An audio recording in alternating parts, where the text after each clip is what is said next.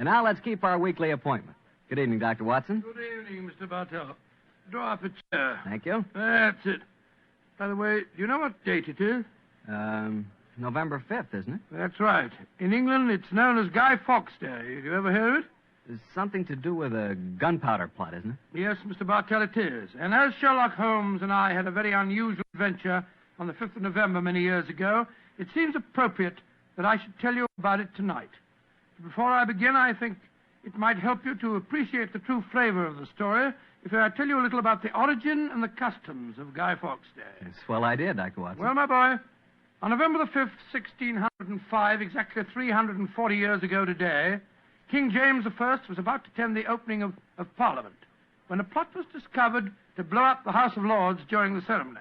And the chief conspirator was Guy Fawkes, I suppose? Yes, he was. He was captured in a vault immediately below the House of Lords, a vault full of barrels of gunpowder. Of course, he and his fellow conspirators were executed. And ever since then, November the 5th has been known as Guy Fawkes Day. Well, how's it celebrated, Doctor? Well, it's a great time for the youngsters, Mr. Bartell. They black their faces, throng the streets, begging for pennies, and build bonfires in which to burn effigies of Guy Fawkes. These effigies are life-size dummies, stuffed with straw and dressed in old clothes. The children parade them in the streets chanting rhymes. Well, now, let me see. Pleased to remember the 5th of November. Guy Fawkes Guy, hit him in the eye. The kids must have quite a time. Sort of like Halloween, huh, Doctor? Yes, not unlike it, my boy. Well, now that I've told you something about the customs of Guy Fawkes Day, I'll get on with my story. It began just before lunch, I remember, on November the 5th, 1899. The day was foggy and cold, and Holmes and I were seated each side of a blazing fire in our Baker Street rooms. From outside, we could hear the sound of voices laughing and singing. Suddenly, Holmes rose and crossed to the window, opened it, and looked out.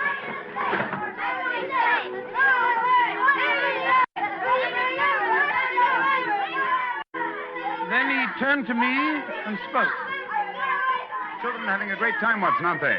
Yes, it cost me a shilling worth of pennies to walk here this morning. Has it occurred to you, Watson, that the gunpowder plot offers very promising material to the speculative mind? In what way, Holmes? I say it's confoundedly chilly in here. Don't you think you might shut that window? Sorry, old chap. As I was saying, the gunpowder plot offers very promising material to the speculative mind. I've made something of a study of the historical records of the case. There is more than a little evidence to suggest that King James was never in any real danger. Never in any danger? Well, what makes you say that? Knowledge of the proposed dastardly scheme came to light early. But James Stuart, King of England, the possessor of a shrewd and diabolical mind, used the spectacular discovery of the plot to try and bolster his waning popularity, as well as to justify increased religious persecutions. Well, that's the first I've heard of it, Holmes. I dare say, old fellow, but it's true just the same. I'm afraid James Stuart, King of England, was an unscrupulous tyrant. Come in. Oh, yes, Mrs. Hudson? There is a gentleman to see you, Mr. Holmes. He said it was very important, and he asked me to give you his card. Oh, thank you, Mrs. Hudson. Oh, ask him to come up, please, will you? Aye, sir. Who is it, Holmes? A gentleman with a remarkably fine sense of timing. Read his card for yourself. Let's have a look. Mr. James Stuart. Great Scott, that's an extraordinary coincidence that he should arrive just as we're talking about James Stuart, King of England. Come in. Mr. James Stuart. How do you do, Mr. Stuart? My name is Sherlock Holmes, and this is my colleague, Dr. Watson. How do you do, sir? How do you do? Mr. Holmes, you've got to help me. I'm walking about in mortal fear of my life. You've got to help me. Mr. Stuart, I suggest that you sit down. I'll do anything in my power to help you, but you must compose yourself first and tell me quietly what it is that's frightening you. How can I compose myself when I may be dead within a few hours? No, Mr. Stuart. I'm a doctor. I really think if I were to give you a sedative that you'd find... How can you talk of sedatives when I... My heart. Doctor. My heart. All right. Now, here, let me help you into the sofa. There you are now. Imagine that brandy would be in order, Watson. Yes, Holmes, and I'll give him some digitalis. A fellow with a bad heart like this shouldn't allow himself to get so excited. Here you are, Mr. Stuart. Drink this. That's it. And now this, Mr. Stuart. What is it? It's digitalis. Very well. Yeah, now. Feel better, sir? Yes, Mr. Holmes. Yes, I do. You're right. I shouldn't get so excited. My heart can't stand it, you know. Watson, is he well enough to talk, do you think? Yes, if he doesn't excite himself again. I'll be careful, Doctor. I'll take it quietly. Mr. Holmes, when you saw my card just now, did it strike any responsive chord? Oh, naturally, sir.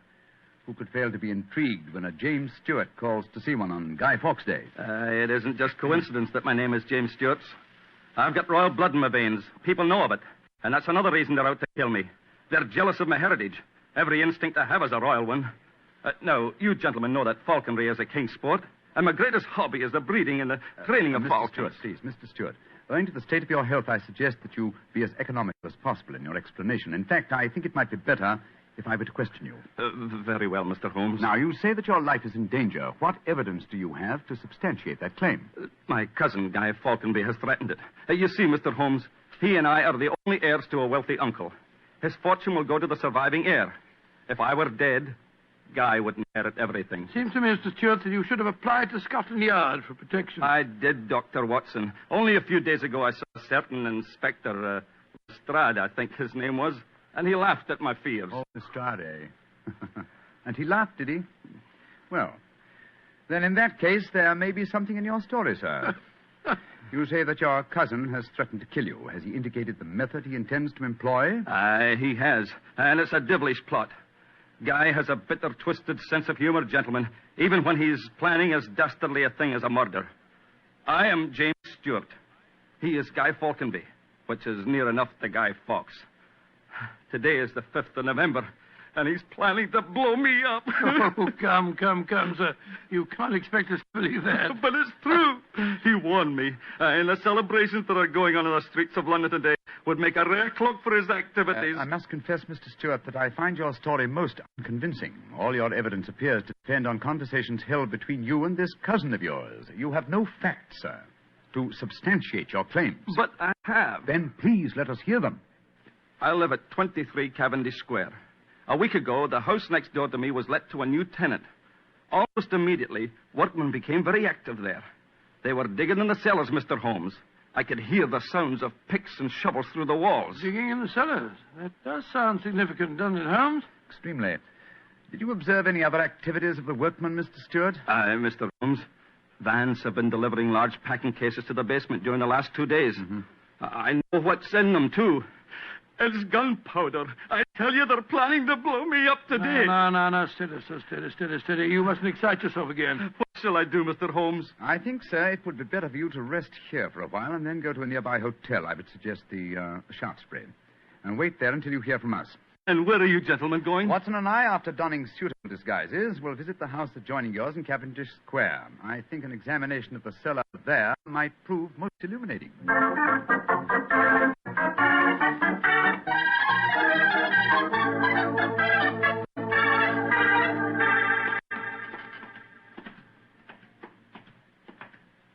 This must be the house, all right, Holmes.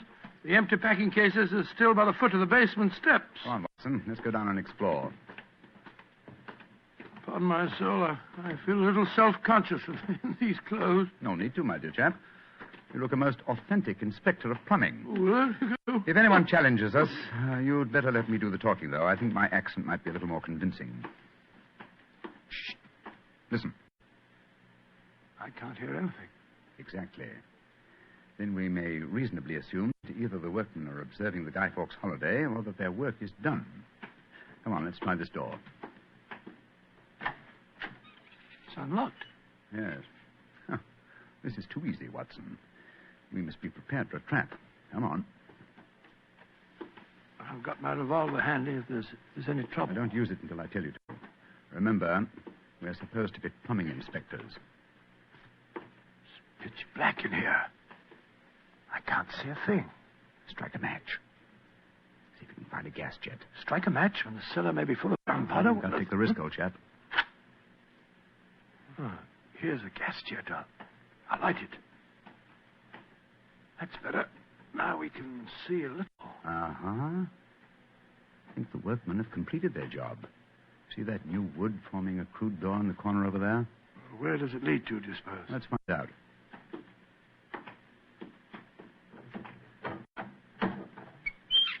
Oh. Also unlocked. Here's a miner's lantern, waiting conveniently for us on this ledge. Oh, this is ridiculously easy. Now I'm sure it's a trap. I like the lantern. Great Scott, it's a tunnel. Yes, it's a tunnel leading into Mr. Stewart's house next door. Let's explore it.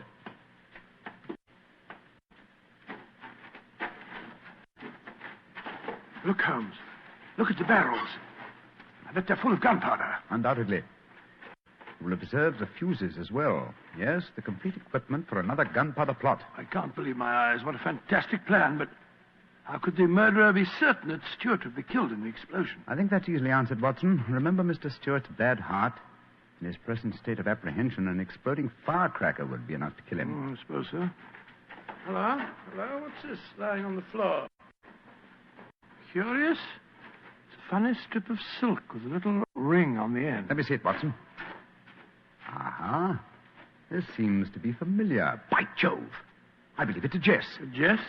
What on earth, sir? The last piece of evidence necessary to confirm the conclusion. Come out of there! And keep your hands above your heads! I've got a revolver! Right, y'all, Governor. We ain't doing no harm. Now, remember, Watson, I'll do the talking.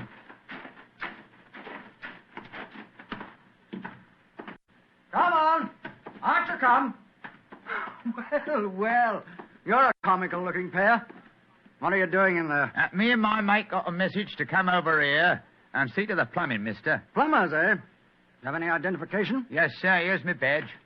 We're inspectors for the London County Council. Oh, that's all right, my man. I saw the basement door open, and I thought burglars might be here. You're the owner of this house, sir? Yes, but my agent let it recently to some tenants who've been behaving rather queerly, I'm told. So I came round here to see what was happening. If you're the owner, sir, perhaps you can give me some facts for me records. I want to film me records, you know. What do you want to know? Well, your name, please, sir. Falconby. Guy Falconby. Look here. Alfie, hold your nose. What did he say? Nothing, sir, nothing. He's got bad hiccups. I've had him for months now. Can't stop him. Alfie, here, give me a pencil, will you? Thank you, Al. Now, sir, your name is Guy Falconby. What's the name of the tenant this house is let to? There are three of them. Oh, you know the name, sir? Got to have them for me records, you see. Yes, the names are Winter, Rokewood, and Keynes. Oh, yes. Winter, Rokewood, and Keynes. That's right, sir. Sounds as if there might be a firm of solicitors, don't they, sir? Well, perhaps they are. I haven't met them. Just one more question, sir, and then I needn't bother you no more. Well, what is it? My religion or my grandmother's maiden name? No, sir. No, nothing like that. I just wondered who lived in the house next door on that side. We've had a complaint from there, too. Their pipes is bunged up. My cousin lives there. His name's James Stewart. Mr. James Stewart, eh? I'm much obliged, sir. Me and my mate will be going next door. Come on, Alfie. I'm not surprised his pipes are bunged up, as you so graphically put it. He's a great one for practical jokes about the house. As a matter of fact, he's planning one of them tonight. Well, that's no concern of yours. By the way, my man, what's your name? Nivet, sir. Tom Nivet. Come on, Alfie. We got work to do.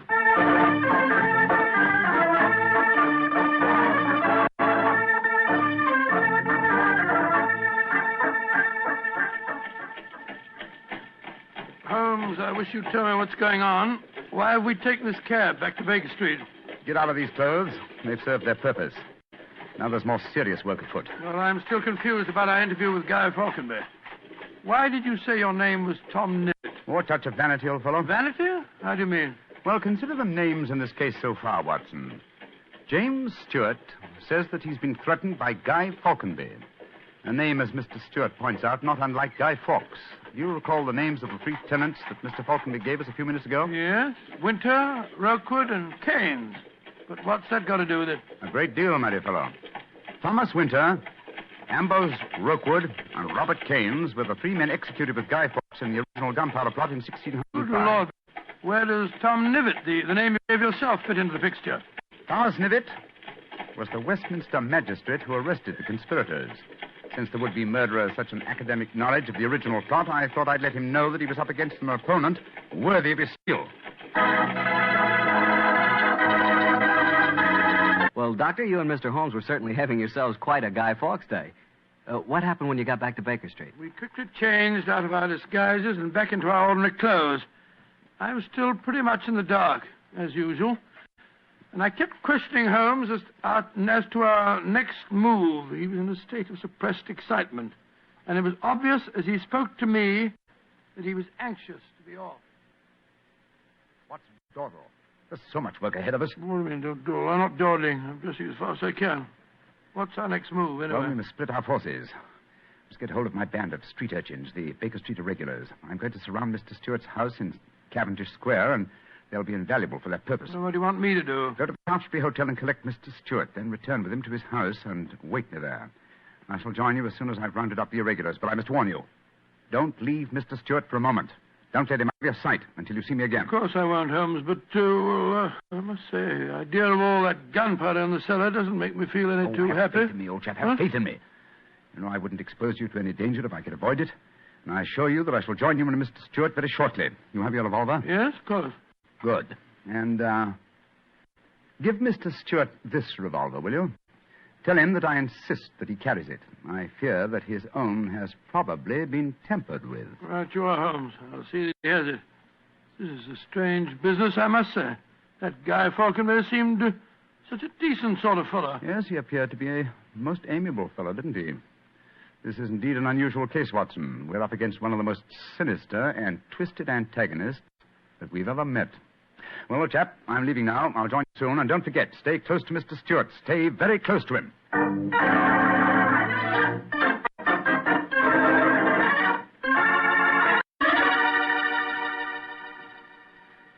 Dr. Watson, I wish your friend were here. No. Don't get so excited, Mr. Stewart. He'll be here any moment now. You've still got the revolver that I gave you? Yes, it's in my pocket. But what's the good of a revolver if there should be an explosion? Answer me that if you can. No, you must have faith in Mr. Holmes, sir. He's arranging now to have this house of yours surrounded by his band of street urchins. They'll see that no one gets to the cellar next door to light the fuses. A bunch of children. How can they do anything? You don't know the Baker Street Irregulars, Mr. Stewart. And it's a perfect day for them to operate. As black-faced boys begging for pennies, they'd pass unnoticed anywhere. I hope you're right. But I have a premonition, Doctor. There's going to be a tragedy. I know it. Now, take it easy, sir. Remember your heart. You're in splendid hands when Sherlock Holmes is on the case. Here he is now. Holmes, I say, I'm glad to see you. You received your visitor yet? Visitor? We've seen no one. Then be on the alert. I've just been questioning the boys surrounding this house. A few moments ago, some children pulled a small cart up to the back door. A cart containing a life-size dummy. My irregulars thought that it was an effigy on its way to a bonfire. Why shouldn't it be, Holmes? I have reason to believe that it's someone visiting you in disguise, Mr. Stewart. A visitor who is mounting the back stairs at this very moment. You've got to stand by me, Holmes. You've got to protect me. Don't worry, sir. Come in. Look at that apparition. Great Scott, Guy Fawkes' dummy. A dark lantern in his hand, and it's walking. And also talking, I trust. Keep away from me. I got a revolver. Take for sake, for Victoria's sake. If you won't give me one, I'll take two. The better for me and the worse for you. It's Guy Falconberry. Keep away from me, do you hear? The better for me and the worse for you. All right, then. I'm going to fire. Dear me, Mr. Stewart, the revolver I've provided for you seems to be unloaded. How very odd. Well, what in thunder is all this about? You've just witnessed an attempted murder, Watson. Murder? What are you talking about? This is a game. James and I had it arranged, the whole thing. You may have thought it was a game, Mr. Falconberry, but I assure you that your cousin... Grab Mr. Stewart, Watson. He seems to be leading us. Leave me alone. Take your hands off me. My heart. Help me put him on the sofa. That's it. I'll get him some digitalis. Look, I don't want to appear unnecessarily stupid, but will someone tell me what this is all about? With pleasure, Mr. Falconberry. Your cousin had planned one of the most fantastic murder plots that I've ever encountered. He came to us with the story that you had threatened his life. But that's ridiculous. I'm very fond of him. Of course it's ridiculous. The whole plot was ridiculous. He leased the house next door, had a tunnel dug, and gunpowder and fuses planted there. Even entered the name of the tenants as Winter, Rokewood, and Keynes to give the apparent plot a further authenticity. You mean my cousin was the real tenant? Certainly he was. However, he was clumsy enough to drop that piece of silk with the wire ring on the end that you found in the cellar, Watson. The thing you called a jest. And what's a jest? It's a strap that goes round a falcon's leg to which its leash is fastened. You will remember that Mr. Stewart informed us that falconry is his hobby, and it therefore indicated that he had been in the cellar and consequently must have known about the whole plot. And all he was trying to do was to build up in our minds the belief that his cousin was trying to kill him. Exactly, my dear fellow. Had we believed him, of course, he could have shot you just now, Mr. Falconby, in apparent self-defense. Good Lord, what a fantastic plot. I still can't quite believe Mr. it. Falconby, why are you dressed as a Guy Fawkes dummy? Well, it was James's idea. He said that he was going to dress up too, and that we were to go round the bonfires tonight and frighten people by appearing as live dummies. But the last message he sent told me to come up here, that we'd play a practical joke on a couple of friends of his. And did he provide you with the costume that you're wearing? Yes, as a matter of fact, he did. Have you searched the pockets for any weapons? No, but I will. All right, and while you're doing that, I'll examine this dark lantern. How's your patient, Watson? Well, I've given him some digitalis. And now I'll get him some brandy. I can't find anything in the pockets. Here's the answer, my friends. Look here. Inside the lantern is a dagger. Your cousin planted it there to substantiate the claim that you were trying to kill him. Had his plans worked, you would have been dead, Mr. Falconby, before you could have told us the truth. Here, come back here, Mr. Stewart. James! He slipped out of the door. Found it. He's faking the heart attack. Come on, Watson, after him.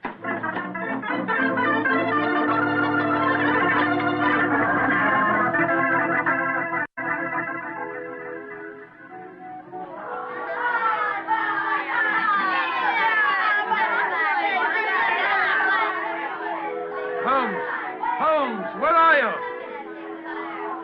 Out of the way, please. Blimey. Here comes the Lord Mayor of London, chums. Excuse me, please. I'm trying to find a friend of mine. Most important. Holmes, where are you? Get out here, Watson. I hear you calling me. Out of the way, please. I'm coming, Holmes. You got away from me in the crowd. Mr. Stewart got away from us. Well, we'll never find him in this mark. Well, fellow, he's a dangerous man. There's no knowing what he may do. Where are the irregulars? There's Wiggins. Wiggins? Hello, Mr. Evans. Wiggins. Watson. Did you see a man run out of that house a few minutes ago? No, Governor. Perhaps Charlie did. Hey, Charlie, come over here a minute. It's Mr. Holmes. All right. I bet Charlie didn't see anything, though. He's got some savvy girl with him. Hello, Mr. Holmes and Dr. Watson. Hello, Charlie. Hello, Charlie. Did you see a man run through this crowd a few minutes ago? A tallish man with a gray mustache? Yes, I did. A man came running out of the house over there. That's the house. Where'd he go? He ran down toward where the shops are. And he stole our dummy, he did. The one we were going to burn on the bonfire. I tried to stop him, but he got away. Holmes, look up there on the roof. There's a figure. By Joe, I believe it's James Stewart. That's the man. He's the one that stole our dummy. He's standing up on the roof. He's going to jump. If he does, he's going to land on the bonfire. There he goes. He is jumping. Right into the middle of the fire. It's awful. He'll be burned to death. Don't worry, Wiggins. That wasn't a man who fell into the bonfire. What do you mean? From the gyrations that the figure performed as it fell, my dear Watson, I'm convinced that Mr. Stewart threw the stolen dummy to try and put us off the track. Then Stewart's still up there. He is, Watson. Come on, old boy. It's up on the rooftops for us. Up on the rooftops.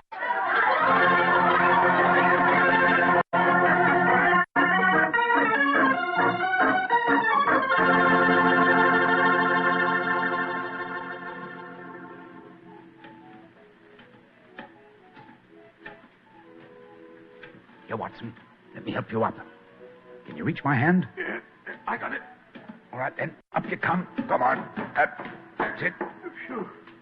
Seems to me that fire escapes must be designed for giants. Keep your eyes skinned, old fellow. Stewart's a dangerous man. Might be hiding behind those chimney stacks. Come on. Upon my soul, this is a strange place to be on Guy Fawkes night. Yes, a comprehensive case, Watson.